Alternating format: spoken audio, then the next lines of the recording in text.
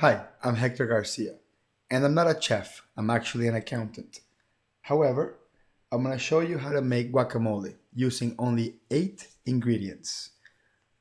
So let's start with all the ingredients. So first we got cilantro, make sure it's fresh, bright green, nothing brown, a lime, and has avocado, it must be has avocado, a clove of garlic, hot pepper, it could be jalapeno pepper, red or green, that's fine. Red onion, it has to be red onion. Don't use yellow onion. Salt, I use kosher salt because it's a little bit thick and coarse, and freshly ground pepper. And that's it. So first I'm gonna cut the garlic. I basically cut it in half and I remove the little heart that it has inside. That's the stuff that gives you a little bit of heartburn and stuff. So you want to just get rid of that, so you get only the sort of flavorful part of the garlic. So I just get rid of that part. Very important for any recipe that has garlic. Pretty much, you want to get rid of that little thing. I don't know what it's called. I just call it the heart. Then I chop it really small. I'm actually not gonna do it that small because I'm gonna scrape this into my stone bowl. But if you don't have a stone bowl, if you have ceramic or glass or wood, you want to chop this really, really, really, really small. And you probably want to use half a clove instead of a full clove, like I'm doing here, a full clove. But I'm gonna put it into my stone bowl and I'm gonna scrape it with a wooden spoon. I'm not really looking to get chunks of garlic in there. I really want just to scrape it into the stone because I want the flavor of the garlic. I don't necessarily want the whole, a whole piece of garlic that I'm chewing on. So you see, I'm just scraping it into the bowl. Again, if you don't have a stone bowl, just cut it a lot smaller and use maybe half of what I'm using, because once I got the whole bowl pretty much with the essence of the garlic, I'm gonna get rid of all those chunks of garlic that are there. I'm just gonna get rid of them. Now the red onion, you just need to cut maybe one or two slices. Make sure it's thin, as thin as possible. It doesn't have to be razor sharp thin, but make it thin enough so when we cut it, we don't get these big chunks of red onion. So I'm just trying to cut it. And you see, I'm not an expert at this, but I'm cutting it a little bit thin, or at least as thin as I can. Just two slices is good enough.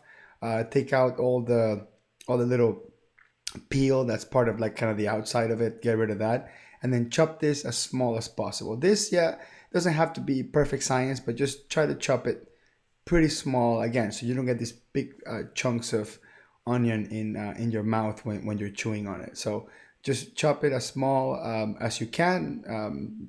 Again, doesn't have to be ultra fine, but as small as you can. And then we're gonna put this into the bowl. Now I'm gonna put it in the bowl where I put the garlic already.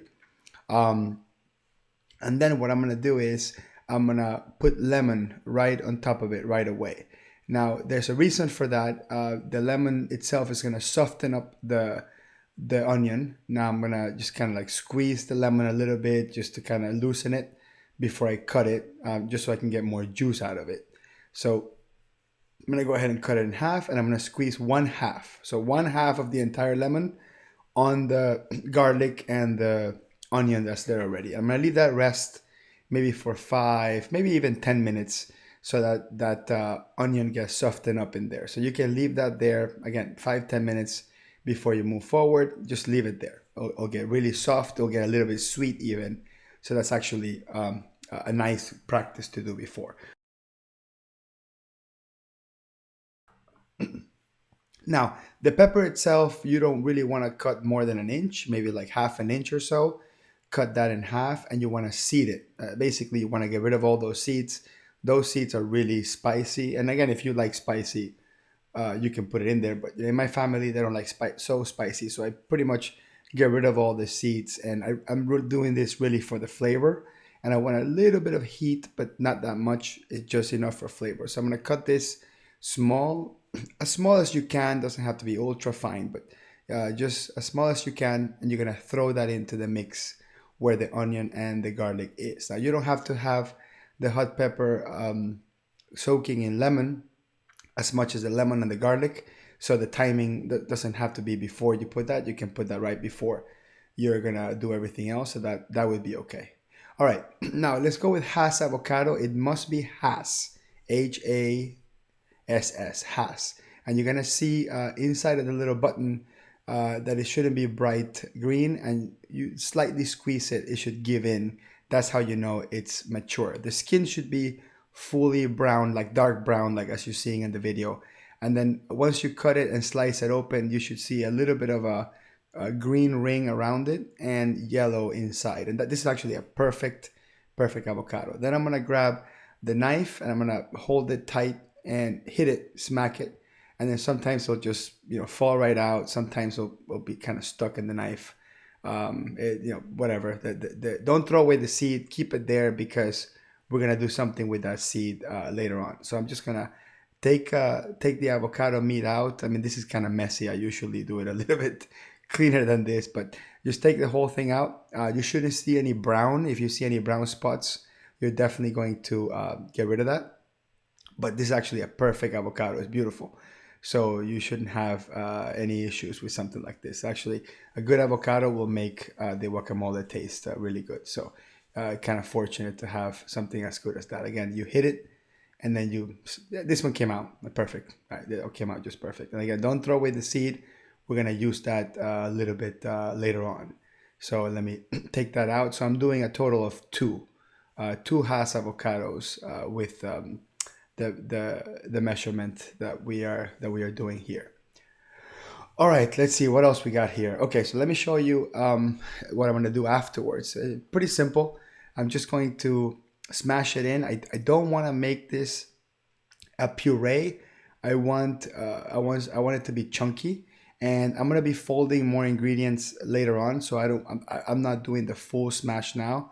I'm just doing a little bit of a preliminary smash so I can start mixing the ingredients all together, right? Again, so this is still going to be thick at this stage, and it's still going to be a lot thicker than it normally would. So I'm just going to mix in the ingredients that are there now, and I'm going to let that sit, and I'm going to put the seeds into the mix. Now, we're not going to eat the seeds. That's just there to protect the guacamole from browning. Now, I'm going to stem the cilantro. That means I'm going to rip the leaves out of the stem, and I just want the leaves. Now you could leave a little piece of stem here and there, but you don't want that. You want to just get rid of the entire stem, throw it away. You don't need that. So we're just gonna get the leaves out, and little by little. Don't we're gonna cut them afterwards, but don't ruin them because they start sort of leaking all of its flavor. So you want to just be a little bit delicate, probably more delicate than I am being at this stage, and take all the little leaves out. Now you're gonna grab everything. It's gonna be about a handful, like this, and that's enough. And there's no specific measurement for that, just a handful. And you're gonna make it into a little bowl. Okay, just make it into like a little bowl, and then press it against the cutting board and just cut. And that was probably the easiest way to cut the cilantro. You can also use scissors if you want to. Mom uses scissors, but this works just fine. You can chop it even finer. I'm just gonna put it in like this. Some people like to make it even finer, but just make sure that the cilantro doesn't completely overpower the guacamole at this point. You want to just have a little bit. And then now that I got most of my ingredients in, I can put a little bit more of lemon juice. Then I'm gonna put the salt. No specific measurement, just a pinch here and there, and the pepper. I'll let that up to you. Don't put too much at the beginning. Give yourself some slack for later on, and then I'm just gonna fold the rest of the ingredients in. Make sure that the seeds are there and everything is folded together, because the seeds allow the avocado to stay fresher for longer. I mean, the two things that allow the avocado to stay fresh for long is the lemon and the seeds. I mean, long is a relative term. I mean, this thing will last maybe 15 minutes outside before it starts getting brown. So you want to eat this right away, or put it in the fridge, or cover it to prevent oxygen from getting in there and browning the avocado. But notice how it's working out pretty well. Again, it's not a puree, it's still a little chunky. I still want to have it a little bit chunky. Now, let's talk about the chips. Now, it doesn't have to be this chip, but I strongly recommend to do the Tostitos Simply Organic Blue Corn, just because it's not heavily salted. See, this is purple. It says blue corn, but it's purple. And plus the contrast of the purple corn and the green, it's actually really nice, and it should be chunky, right? Your option. It will be up to you how you like it, but it should be chunky. And eat away. Perfect. Enjoy. Now, I want to talk about serving. Now, what I like to do is I like to make like a little volcano. So it will look like a little volcano like this. And basically, what I want is to prevent any oxygen from getting into it. So I want to pack it as much as possible. Now, making it into a little volcano just makes it look nice as well. And you can put a little bit of a garnish on it, like a little cilantro, and then maybe a chip on the top, just to kind of show how you want it to be served, like that. That looks nice.